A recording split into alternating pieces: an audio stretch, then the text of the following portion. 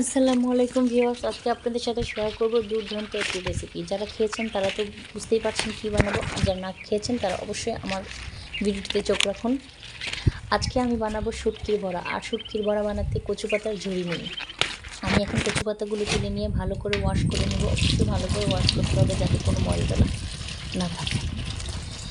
এদিকে আমি শিলপাটার মধ্যে মরিচ বেটে নিয়েছি। এখন মরিচের সাথে কাঁচা রসুন এবং পেঁয়াজটিও ভালো করে বেটে নিব। সাথে আমি মোস্ট ইম্পর্ট্যান্ট শুটকি, সেটা হচ্ছে গিয়ে যেটা না দিলে শুটকির বড়াই হবে না, সেটা দিয়ে দিব। সেটা দিয়ে ভালো করে মিক্স করে নেব।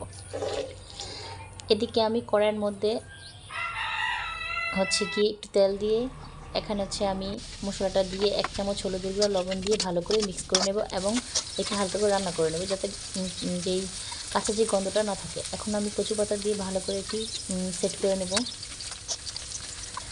দেখতে পাচ্ছেন কীভাবে ভাজ করতে হবে। অবশ্যই ভালো করে ভাজ করবেন যাতে কোনো ফাঁক না থাকে। ফাঁক থাকে কিন্তু তেলে দেওয়ার সাথে সাথে বেরিয়ে আসবে।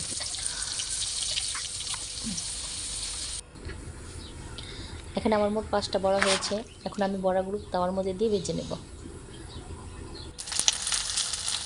আমার ভাজা শেষ। এখন দুপুরে গরম ভাতের সাথে এই শুটকির বড়া খেতে যে কী দারুণ লাগে। যারা খেয়েছেন তারা অবশ্যই জানেন, যারা না খেয়েছেন তারা অবশ্যই বাসায় ট্রাই করবেন।